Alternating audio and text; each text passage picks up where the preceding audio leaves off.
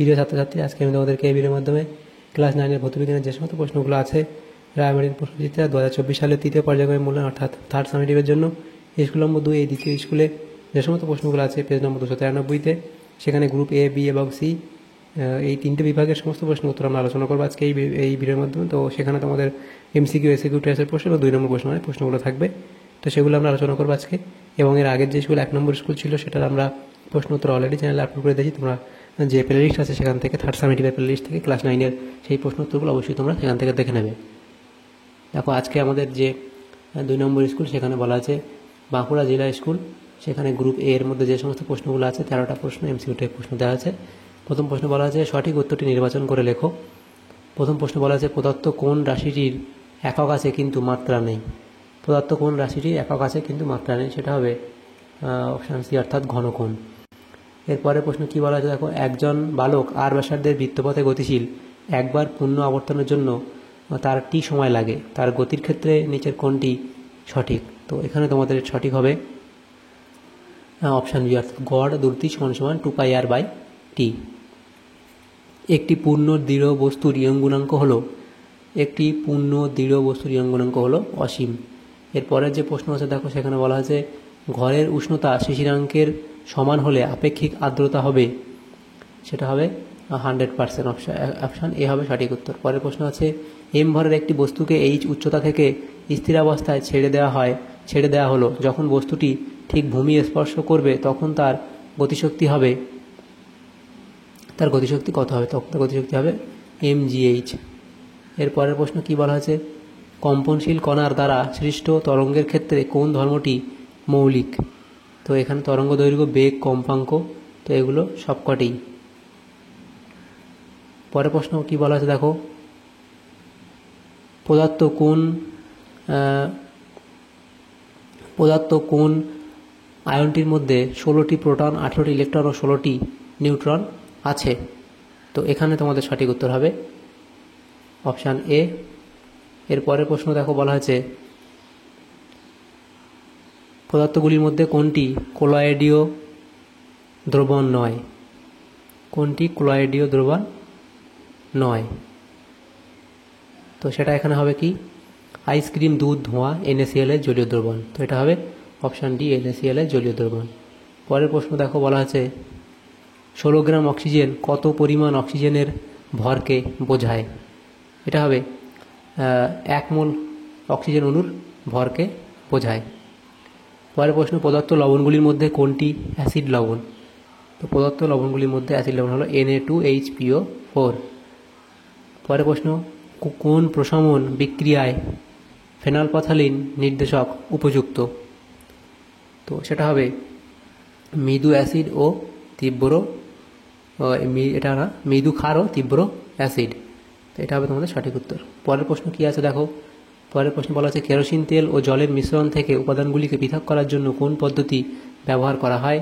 সেটা হবে এখানে দেখো পৃথকীকরণ, ফানেল এবং পাতন, ফিল্ট্রেশন এবং আংশিক পাতন। সঠিক উত্তর হয় পৃথকীকরণ, ফানেল। পরের প্রশ্ন পদার্থ কোন পদার্থের উপস্থিতি জলের অস্থায়ী ক্ষরতার কারণ। সেটা হবে MgHCO3(2). তাহলে এখানে MCQ প্রশ্নগুলো হয়ে গেল। তারপরের যে প্রশ্নগুলো আছে দেখো, সেখানে যে প্রশ্নগুলো বলা হয়েছে গ্রুপ বি এর মধ্যে দেখো 23টা প্রশ্ন আছে, 1 নম্বর করে 23 নম্বর বিভাজন করা আছে। প্রথম প্রশ্ন কি ছিল, লোহার আপেক্ষিক গুরুত্ব 7.9 হলে SI-তে লোহার ঘনত্ব কত। SI-তে লোহার ঘনত্ব হবে কত, 7.9 × 10⁻³ kg/m³। পরের প্রশ্ন দেখো, প্রতিমিত বল কাকে বলে। প্রতিমিত বল কি, যে একক ভরের উপর ক্রিয়া করে বস্তুটির ত্বরণ উৎপন্ন হয়। প্রতিমিত বল হলো যা একক ভরের, প্রতিমিত এভাবে লিখবে যে প্রতিমিত বল হলো যা একক ভরের উপর ক্রিয়া করে বস্তুটির ত্বরণ উৎপন্ন করে। পরের প্রশ্ন পৃথিবীর চারিদিকে আবর্তনশীল কোনো কৃত্রিম উপগ্রহের ক্ষেত্রে অভিকেন্দ্র বলের জন্য কৃতকার্য কত হবে। কৃতকার্য 0 হবে। পরের প্রশ্ন আইসোবারগুলি হলো একই ভর সংখ্যা বিশিষ্ট পরমাণু। আইসোবারগুলির পারমাণবিক ভর সমান হয় কি। আইসোবারগুলির পারমাণবিক ভর সমান হয় না। পরের প্রশ্ন কি বলা আছে দেখো 19 A39 এবং 20B 40, এর পরমাণুগুলির পারস্পরিক সম্পর্ক কী? এদের পারস্পরিক সম্পর্ক কি? আইসোবার। এদের মধ্যে পারস্পরিক সম্পর্ক হলো আইসোবার। পরের প্রশ্ন কি বলা হয়েছে দেখো, কোন পদ্ধতিতে NaCl এবং NH4Cl এর মিশ্রণ থেকে উপাদানগুলিকে পৃথক করা যাবে? সলভেন্ট এক্সট্রাকশন পদ্ধতিতে। ইউট্রোফিকেশন কি? সেটা হবে পুষ্টি উপাদানের অতিরিক্ত প্রবাহের ফলে জলে শৈবালের অত্যধিক বৃদ্ধির কারণে পরিবেশগত ভারসাম্যহীনতাকে ইউট্রোফিকেশন বলে। ভিন্ন ভরের দুটি বস্তু একই বেগে গতিশীল, কোন বস্তুটি বেশি কাজ করতে পারবে? তো ভিন্ন ভরের দুটি বস্তু একই বেগে গতিশীল হলে বেশি কাজ করতে পারবে ভারী বস্তুটি। পরের প্রশ্ন, সিজিএস পদ্ধতিতে তামার আপেক্ষিক তাপ 0.09 হলে এসআইতে তামার আপেক্ষিক তাপ কত? এসআইতে তামার আপেক্ষিক তাপ হবে 0.09 পার গ্রাম ডিগ্রি সেন্টিগ্রেড বা 90 joule per KG degree centigrade. পরের প্রশ্ন দেখো কি বলা হয়েছে, 1 গ্রাম জলে পরমাণুর সংখ্যা কত? 1 গ্রাম জলে পরমাণুর সংখ্যা প্রায় 3.34 × 1022। পরের প্রশ্ন, কোনো উৎসের কম্পাঙ্ক 100 হার্টজ হলে উৎসের কম্পনের পর্যায়কাল কত? এটা হবে 0.01 সেকেন্ড। তারপরে যে প্রশ্নগুলো ছিল দেখো শূন্যস্থান পূরণ করতে বলা হয়েছে। তো প্রথম প্রশ্ন এখানে কি আছে শূন্যস্থান পূরণের মধ্যে? তোমাদের এখানে প্রথম শূন্যস্থান পূরণ দেওয়া হয়েছে, সেখানে বলা হয়েছে 1 মাইক্রন সমান ড্যাশ মিটার, 10⁻⁻6 মিটার।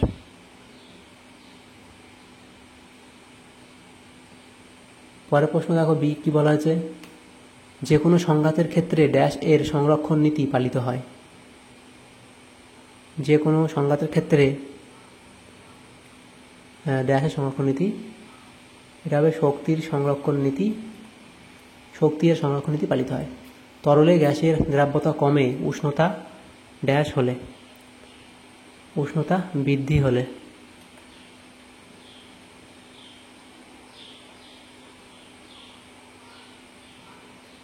পরের প্রশ্ন, শব্দের গুণ বা জাতি নির্ভর করে শব্দের মধ্যে উপস্থিত বিভিন্ন ড্যাশের সংখ্যার উপর। এটা হবে হারমোনির উপর, হারমোনিক এর সংখ্যার উপর। পরের প্রশ্ন, সত্য বা মিথ্যা লেখো। প্রথম প্রশ্ন, যদি কোনো বস্তু একই সময় অবকাশে একই দূরত্ব অতিক্রম করে তবে বস্তুটি সমদ্যুতি সম্পন্ন হবে। এটা সত্য। পরের প্রশ্ন, উষ্ণতা বৃদ্ধির ফলে গ্যাসীয় পদার্থের সান্দ্রতা বাড়ে। এটাও সত্য। পরের প্রশ্ন, একই উষ্ণতা ও চাপে সকল গ্যাসের মোলার আয়তন সমান হয়।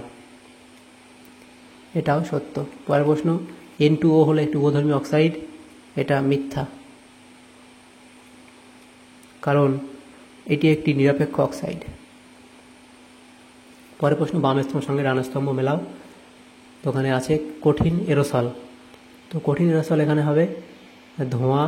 তারপর আছে কি অ্যান্টাসিড। এই অ্যান্টাসিড এখানে হবে মিল্ক অব ম্যাগনেসিয়া, কাপড় কাচার সোডা। তো এখানে হবে Na2CO3 10H2O এবং অতিরিক্ত দ্রবণ সেটা হবে Na2H2O3 5H2O। এভাবে বাম স্তম্ভ ডান স্তম্ভ মিলিয়ে নেবে।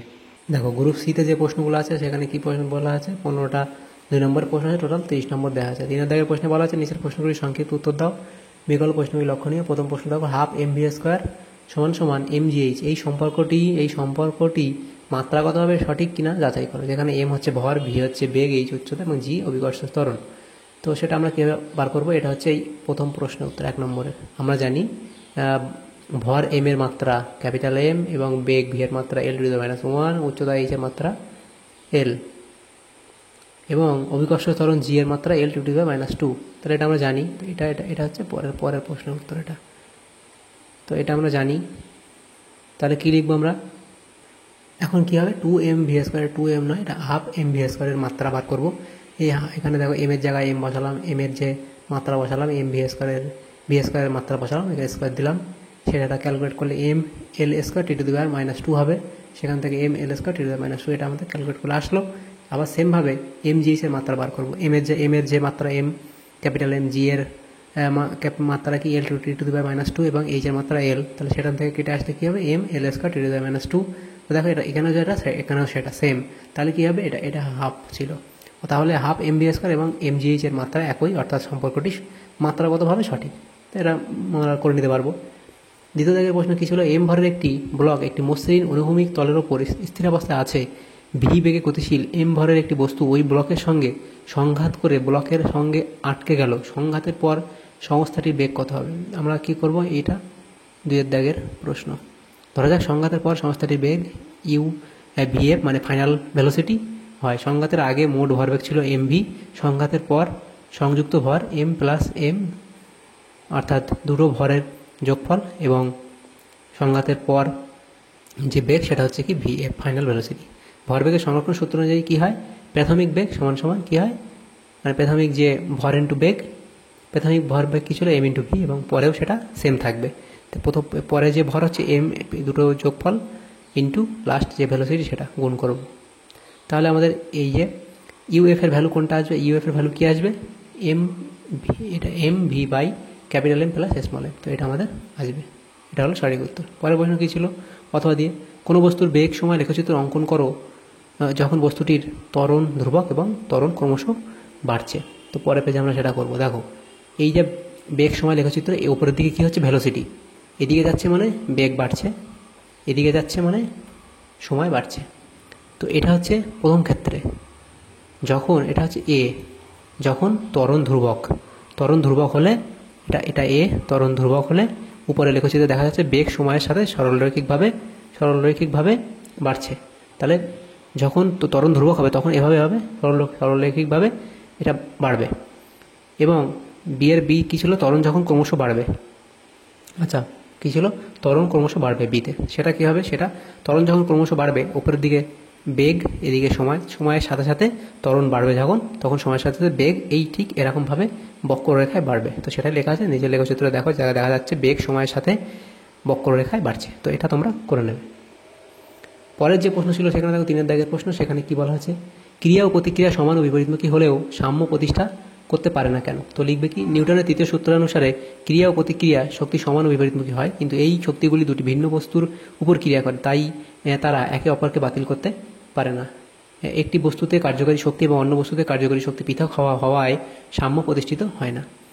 পরের প্রশ্ন ছিল কি, কোন কোন ক্ষেত্রে সাইফন কাজ করে না, সেটা তোমরা লিখবে। কোন কোন ক্ষেত্রে সাইফন কাজ করে না, দেখো সাইফন কাজ করে না যখন এক নম্বর কি হয়, সাইফনের আউটলেট অর্থাৎ বাহিরের মুখ, তরলের ইনলেট ভিতরের মুখ, আচ্ছা সাইফনের আউটলেট যখন বাহিরের মুখ, এটা হচ্ছে বাহিরের মুখ, তরলের ইনলেট অর্থাৎ ভিতরের মুখ এর চেয়ে উচ্চতা থাকে, অর্থাৎ সাইফনের আউটলেট যখন তরলের ইনলেট এর চেয়ে উচ্চতায় থাকে তখন সেটা সম্ভব নয়। দ্বিতীয় ক্ষেত্রে কি হবে, তরলের বাষ্পচাপ বেশি হয় এবং এটি সাইফন টিউবে বাষ্পিত হয়ে যায়। তৃতীয় ক্ষেত্রে কী হয়, সাইফন নল সম্পূর্ণভাবে তরলে নিমজ্জিত না থাকে, যার ফলে বায়ু প্রবেশ করে। এই সময় এইসব ক্ষেত্রে সাইফন কাজ করে না। অথবা দিয়ে প্রশ্ন ছিল কি, বৃষ্টির ফোঁটাগুলি বায়ুমণ্ডলের মধ্য দিয়ে স্থির বেগে পতিত হয় কেন? দেখো বৃষ্টির ফোঁটাগুলি যখন বায়ুমণ্ডলে পতিত হয় তখন তারা প্রথমে ত্বরণ পায় অভিকর্ষ ত্বরণের কারণে, তবে কিছুক্ষণ পর বায়ুর প্রতিরোধের কারণে তাদের ত্বরণ শূন্য হয়ে যায় এবং তারা একটি স্থির বেগ অর্জন করে, যাকে টার্মিনাল ভেলোসিটি বলা হয়। তো সেই কারণে স্থির বেগে পতিত হয়। এরপরের যে প্রশ্ন ছিল 5 দাগের প্রশ্ন, সেখানে কি বলা হয়েছে, একটি হালকা ও একটি ভারী বস্তু গতিশীল, একটি হালকা ও একটি ভারী বস্তুর গতিশক্তি সমান। দেখা হয় যে ভারী বস্তুর ভরবেগ বেশি, তো এটা আমরা করেছি এখানে, দেখবে এভাবে ধরা যাক হালকা বস্তুর ভর m1 এবং বেগ v1, ভারী বস্তুর ক্ষেত্রে m2 এবং বেগ v2। তাহলে যখন কি বলেছে m2 বড়, মানে ভারী বস্তু m2, তাহলে ভারী বস্তু m2, তাহলে এটা বড় হবে m2, যখন যদি m2 গ্রেটার দেন m1 এবং দুই বস্তুর গতিশক্তি সমান হয়, তাহলে গতিশক্তি সমান মানে গতিশক্তির সূত্র হচ্ছে হাফ mv স্কোয়ার। তো প্রথম বস্তুর গতিশক্তি হাফ m1 ইন্টু v1 এর স্কোয়ার, এবং পরেরটার ক্ষেত্রে সেম এটা করলাম, তাহলে হাফ কেটে গেলে m1 v1 স্কোয়ার এবং m2 v2 স্কোয়ার। তাহলে ভরবেগ p সমান কত, m1 ইন্টু v1, এবং দ্বিতীয় ক্ষেত্রে p2 m2 ইন্টু v2। তাহলে গতিশক্তির সমীকরণ থেকে কি পাই, গতিশক্তির সমীকরণ কি v1 V1 সমান সমান দেখো আমরা কী বার করতে পারি, এখান থেকে যদি আমরা বার করি এটা এই সূত্র থেকে বার করে যদি V1 স্কোয়ার সমান সমান কী হবে M2 into V2 square by M1, এটা তো থাকবে। তারপরের লাইন আমরা কি লিখতে পারি, V1 সমান সমান M2 by root M1 into এখানে আমরা V2 এর স্কোয়ারটা এখানে ইন্টু V2টা রেখে দিলাম, V2 এর স্কোয়ার বেরিয়ে গেলে শুধু V2 পড়ে থাকবে।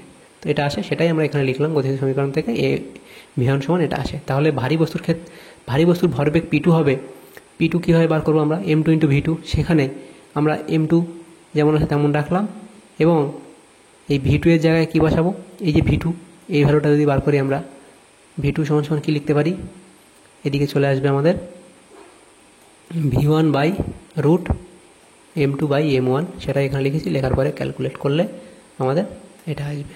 তাহলে দেখা যাচ্ছে যে M2 গ্রেটার দ্যান M1 হওয়ায় P2 গ্রেটার দ্যান P1, অর্থাৎ ভারী বস্তুর ভরবেগ বেশি হবে।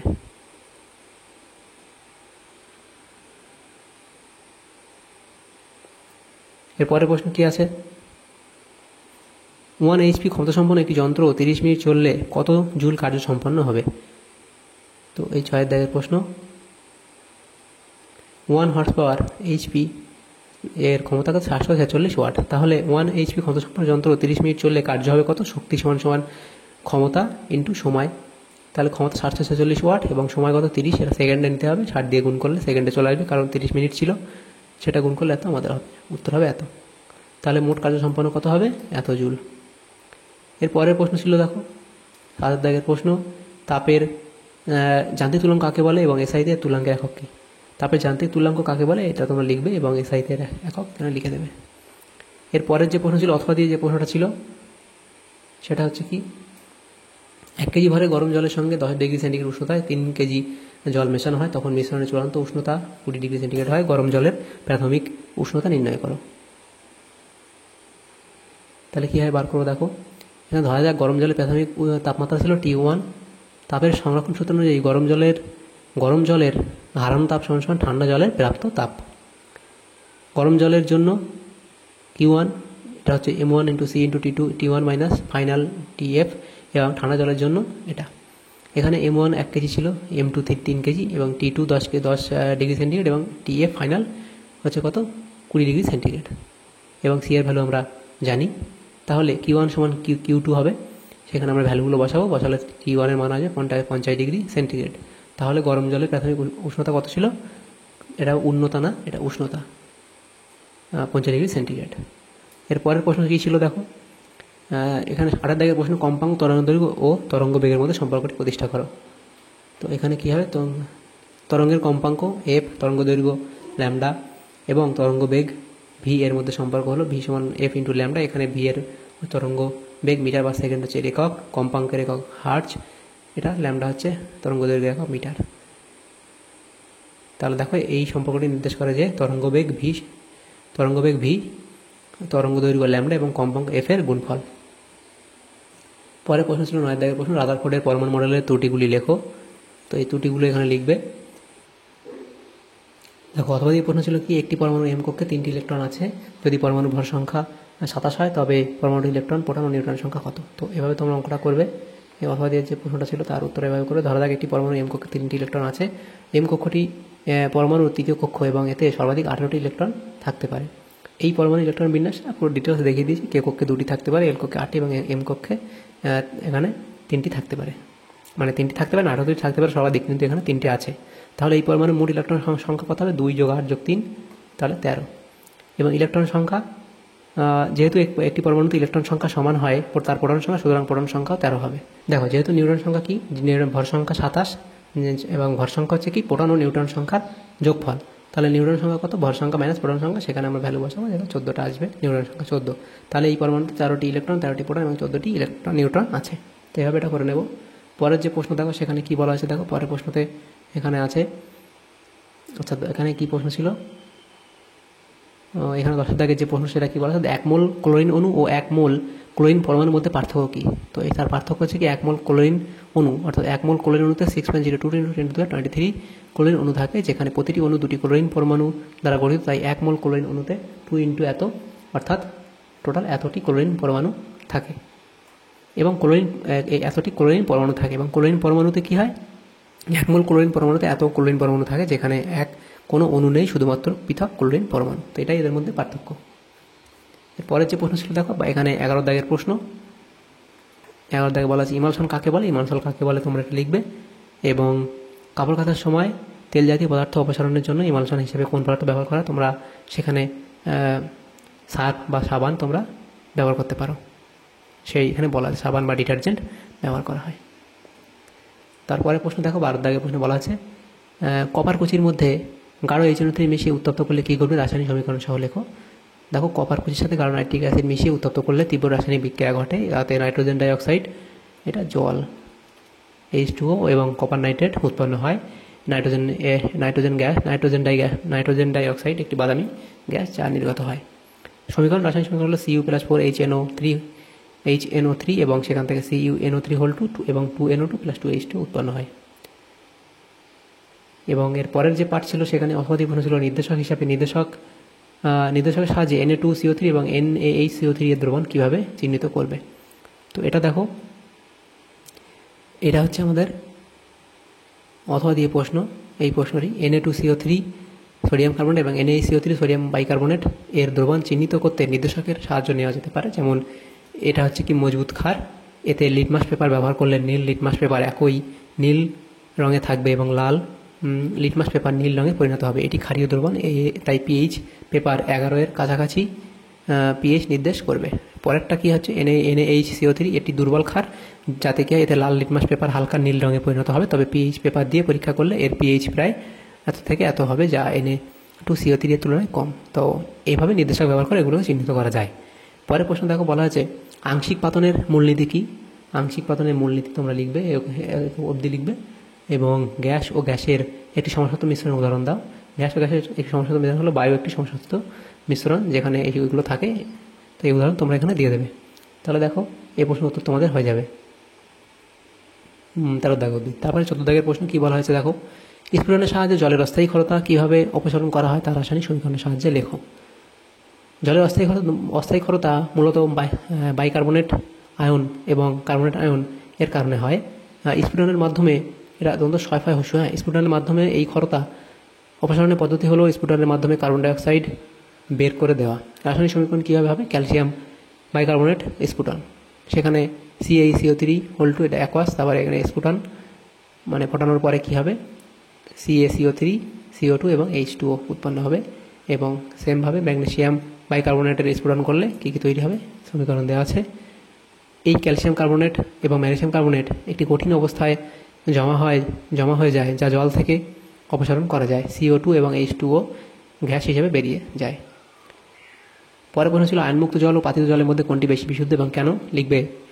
এখানে XV এর দাগের প্রশ্ন। আয়নমুক্ত জল সাধারণত পাতিত জল থেকে বেশি বিশুদ্ধ, কারণ আয়নমুক্ত জলকে বিশেষভাবে আয়নমুক্ত করা হয়, যার মাধ্যমে এতে থাকা সমস্ত আয়ন যেমন ক্যালসিয়াম, ম্যাগনেসিয়াম, সোডিয়াম ক্লোরাইড ইত্যাদি অপসারণ করা হয়। পাতিত জল সাধারণত জলীয় মলিকিউল ও প্রাথমিক দূষণকারী পদার্থ থেকে মুক্ত থাকে, কিন্তু এতে কিছু আয়ন এবং দ্রবীভূত গ্যাস থাকতে পারে। তাই আয়নমুক্ত জল বিশেষজ্ঞ ব্যবহার এবং গবেষণার জন্য বেশি উপযুক্ত, যেখানে সর্বোচ্চ বিশুদ্ধতা প্রয়োজন।